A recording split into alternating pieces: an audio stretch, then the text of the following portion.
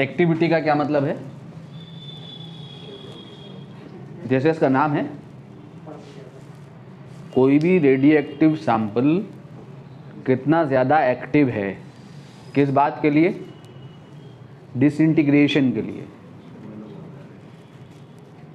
Disintegration के लिए, disintegrate होने के लिए कितना ज़्यादा एक्टिव है, for which, for radio activity. कितना ज़्यादा एक्टिव है कोई भी रेडियो एक्टिव सैंपल, ये बताती है एक्टिविटी। किस पे डिपेंड करेगी? इसका मतलब क्या होगी एक्टिविटी? कैसे पता लगेगा? दो तुमने 1-1 kg, मैंने तुम्हें 2 रेडियो एक्टिव सैंपल दिए, तो कौन सा ज़्यादा हाईली रेडियो एक्टिव होगा? जिसका डीके रेट ज़्यादा होगा। ठीक है, इसका मतलब एक्टिविटी जो है किस चीज़ से हमें मिल जाएगी? है डीके रेट से। तो जो हमारा डीके रेट है वही एक्टिविटी है। आर से इसे डिनोट करते हैं। जो हमारा डीके रेट है वही एक्टिविटी है। ठीक है, डीके रेट से पता लग जाएगा ना एक्टिविटी का। High decay rate means highly radio active sample. ठीक है, नाउ -n/dn/dt क्या निकाला है हमने? Lambda n. और ये लैम्डा एन है ना, एन क्या है? Number of nuclei present in the sample, जो कि क्या है? जो कि क्या है बोलो? n0 e⁻ λt। यही है ना n? तो और इसका मतलब ये क्या चीज है? एक्टिविटी। कब? t = 0 पे। = 0 डालोगे तो e⁻0 क्या हो जाएगा? 1। तो इस लैम्डा n0 को जो है क्या कह देंगे? r0। Where r0 is equal to lambda n0 is क्या? Activity at t = 0। इसका क्या मतलब है बच्चों? कि रेडियो एक्टिव मटेरियल की जो एक्टिविटी है वो फिक्स नहीं होती है, वो समय के साथ घट रही है एक्सपोनेंशियली। जैसे जैसे सैंपल कम होता चला जाएगा उसका डीके रेट या एक्टिविटी भी कम होती चली जाएगी।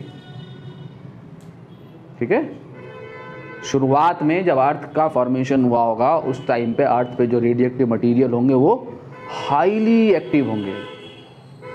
आज वो सैंपल घट के बहुत कम रह गया है तो एक्टिविटी भी कम रह गई है। ठीक है, ठीक है। हाफ लाइफ क्या होगी किसी भी सैंपल की? हाफ लाइफ वो लाइफ होगी जितनी लाइफ में सैंपल की एक्टिविटी घट के कितनी रह जाएगी? हाफ। और एवरेज टाइम वो टाइम होगा जितने टाइम में एक्टिविटी रिड्यूस होकर कितनी रह जाएगी? 0.37 टाइम्स। और इनफाइनाइट टाइम में क्या हो जाएगी? 0। सैंपल बचेगा ही नहीं रेडियो एक्टिव। ठीक है, तो क्या आएगा? एट तो एवरेज लाइफ यहां से वही आएगी, एवरेज लाइफ यहां से वही आएगी कि t average is equal to क्या? 1/λ। और डिफाइन कैसे करेंगे इसको एक्टिविटी के टर्म में? ये वो टाइम है जितने टाइम में activity reduced to 0.37 times of initial activity. ठीक है, 1/e टाइम्स रह गई या 0.37 टाइम्स रह गई या 37% घट के रह गई एक्टिविटी। ठीक है, और हाफ लाइफ को डिफाइन करोगे तो हाफ लाइफ क्या आएगी? हाफ लाइफ टी हाफ वही आएगी, यही आएगा ना, सेम ही आएगा, यहाँ से सेम एक्सप्रेशन है। क्या आएगा? 0.693/λ।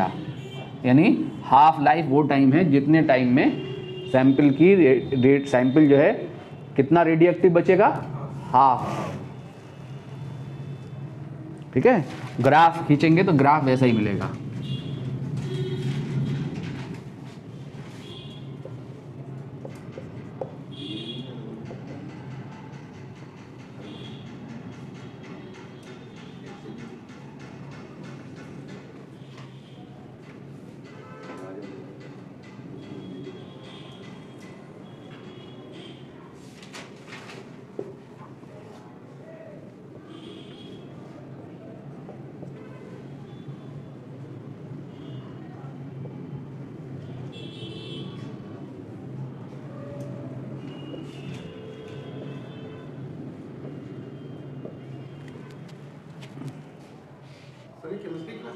जी नहीं, फिजिक्स की, केमिस्ट्री की हो गई, बताइए। 5 से 7 वाली जो क्लास थी 3 से 5 थी सर केमिस्ट्री, हाँ। और 5 से 7 फिजिक्स चल रही है। अच्छा भी चल रही है। जी बैठ जाइए।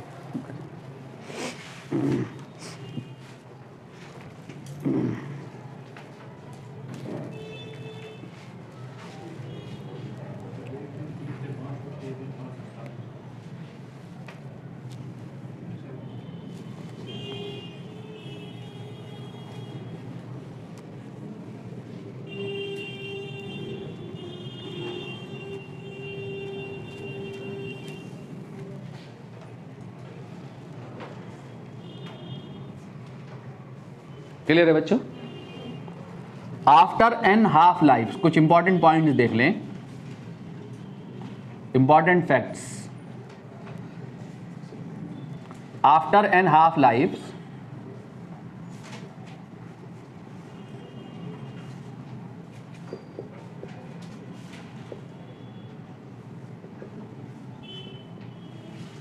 After N half life number of nuclei left,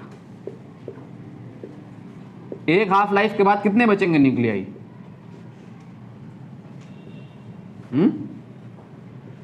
N naught by 2। अगर इनिशियली एन नॉट थे तो एक हाफ लाइफ के बाद कितने बचेंगे? N naught by 2। अगली हाफ लाइफ में कितने बचेंगे? एन नॉट बाई 2 का हाफ, एन नॉट बाई 2 से चलेगा ना अब sample, n naught by 4। N naught by 4 को क्या लिखोगे दो हाफ लाइफ के लिए? एन नॉट अपॉन 2 की पावर 2। 3 हाफ लाइफ के बाद कितना बचेगा सैंपल? N naught by 8। तो एन हाफ लाइफ के बाद number of nuclei left 1 upon 2 to the power n times of n not.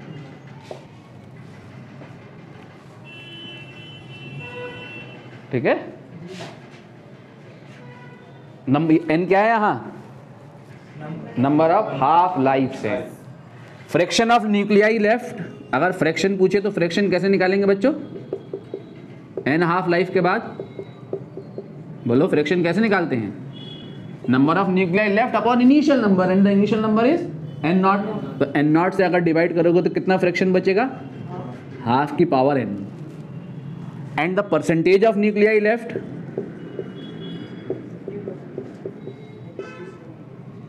After N half life बचेगा sample 1 upon 2 to the power n into 100।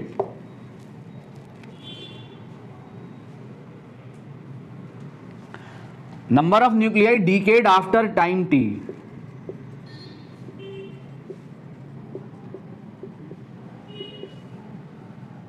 Number of nuclei decayed after time t।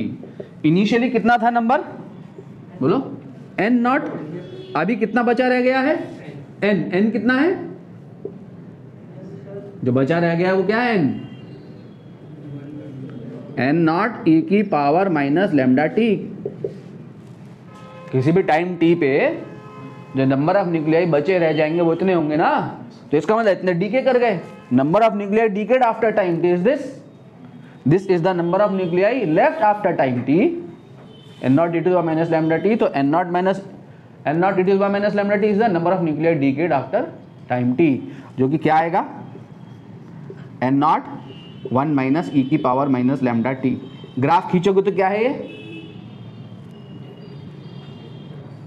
ये कैसा graph है? Exponential. ये घट के कहां जाएगा? T बढ़ेगा तो ये घटेगा, घट के क्या होगा? 0। सबसे बड़ी वैल्यू क्या होगी इसकी? 1। टी इक्वल टू 0 पे, तो टी इक्वल टू 0 पे ये सबसे बड़ा होगा 1 होगा, और फिर ये घट रहा होगा तो ये वैल्यू बढ़ रही होगी। टी इक्वल टू 0 पे क्या होगा? ये 0 से चलेगा ग्राफ। टी इक्वल टू 0 पे क्या होगा? एक्सपोनेंशियल इंक्रीज है यार, ये एक्सपोनेंशियली इंक्रीज करेगा। यहाँ कैसे इंक्रीज करेगा देखो, टी इक्वल टू 0 रखो, ई की पावर 0 1, ई की पावर 0 1 माइनस 1 0। तो कितना डी के हुआ होगा सैंपल? एक भी नहीं। ये सॉरी ये एन नहीं है, ये क्या है? Number of nuclei decayed. तो टी इक्वल टू 0 पे कितना डीके हुआ होगा? एक भी नहीं। और टी इक्वल टू इन्फिनिटी रखो, टी की पावर माइनस इन्फिनिटी क्या होगा, 0। इनफाइनाइट टाइम में कितना डीके हो जाएगा, एन नॉट, ये 0 आएगा तो एन नॉट बचेगा ना, यानी सारे न्यूक्लियर डीके हो जाएंगे। तो 0 से एन नॉट तक डीके करेगा। कैसे डीके करेगा, एक्सपोनेंशियली डीके ऐसा आएगा, इन्फिनिटी पे जाके ये मिल जाएगा इससे, ठीक है। Number of nuclear decayed after time t, ठीक है। ये कौन सा टाइम है, ये कौन सा टाइम है, टी हाफ। कितना डीके कर गया सैंपल, एन नॉट बाई 2। और ये कौन सा टाइम है, ये एवरेज। कितना डीके कर गया सैंपल, 0.37 नहीं रे, 0.63,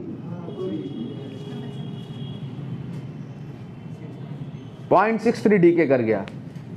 वो मैंने ग्राफ खींचा था, नंबर ऑफ न्यूक्लियर लेफ्ट 0.37 बचे रह गए थे उस ग्राफ में। इसमें ये यहाँ डीके है, ये नंबर ऑफ न्यूक्लियर डीके है, ये है इस एक्सिस पे है।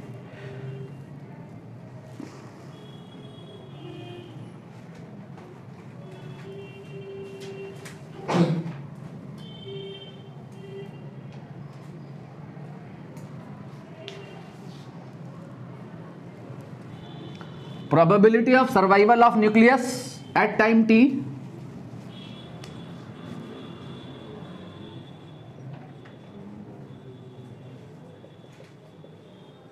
probability of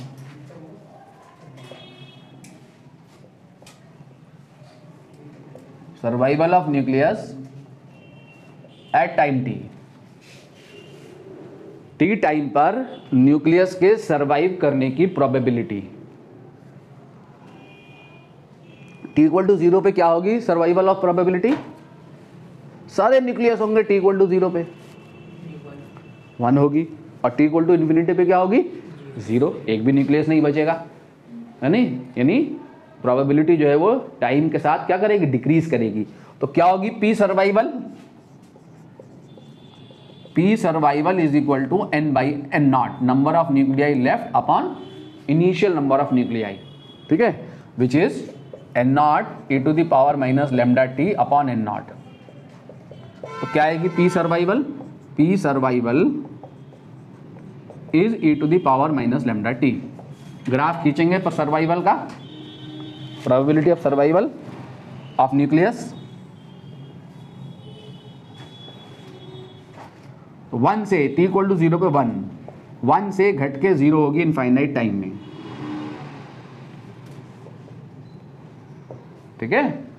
हाफ लाइफ में कितनी बचेगी, 0.5, और एवरेज टाइम में कितनी बचेगी, 0.37, टी सर्वाइवल,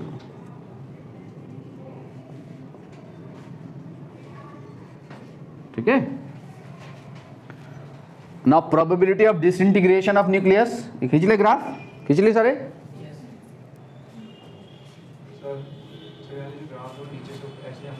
हाँ कैसे, क्यों ऐसे क्यों जाना चाहिए, नहीं ऐसे, इसका ग्राफ ऐसे जाता है, ऐसे जाता है, ऐसे जाएगा तो काटना देगा, फिर एन नॉट से ऊपर निकल जाएगा, फिर एन नॉट से तो बढ़ता ही चला जाएगा, फिर यूं फिर रुकेगा कहीं तो नहीं जाके। क्यों, अगर ये सर इस ग्राफ के लिए एन नॉट नीचे होगा, टी ऊपर होगा, ये ग्राफ होगा, हैं?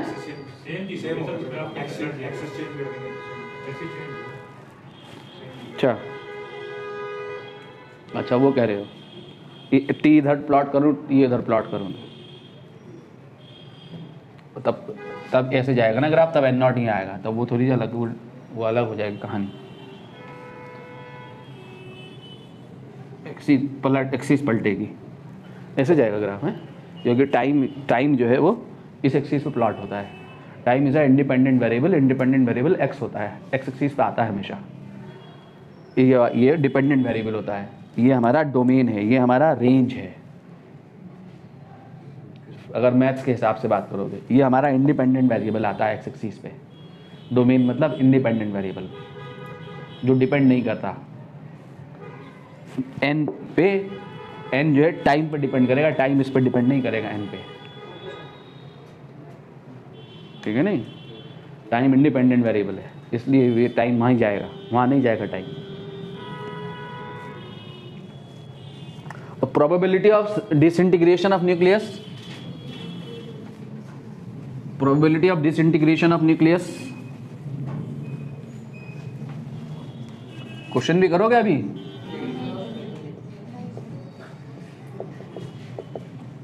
Probability of disintegration of nucleus,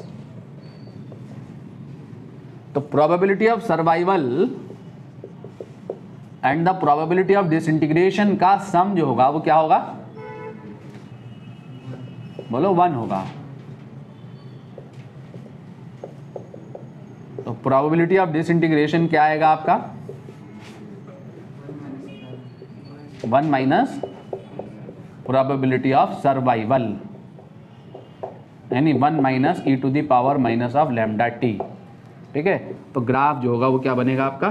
T equal to 0 पर, टी इक्वल टू 0 पर ई की पावर 0 कितना होगा? 1, ई की पावर 0 1 ना, तो 1 माइनस 1 0, तो 0 से चलेगा ग्राफ, और ई की पावर माइनस इन्फिनिटी क्या होगा? 0, 0 से कहाँ जाएगा? 1 पे जाएगा। तो प्रोबेबिलिटी ऑफ डिसइंटीग्रेशन क्या होगी? या टी इक्वल टू 0 0 होगी, एक भी न्यूक्लियाई डिसइंटीग्रेट नहीं किया होगा। ठीक है, तो 0 होगी, और इनफाइनाइट टाइम में सारे न्यूक्लियाई डिसइंटीग्रेट कर गए होंगे, तो प्रोबेबिलिटी बढ़ के कितनी हो जाएगी? 1। तो एक्सपोनेंशियली बढ़ेगी probability of disintegration is 1 minus E की पावर माइनस ई लैम्डा। ठीक है, हाँ।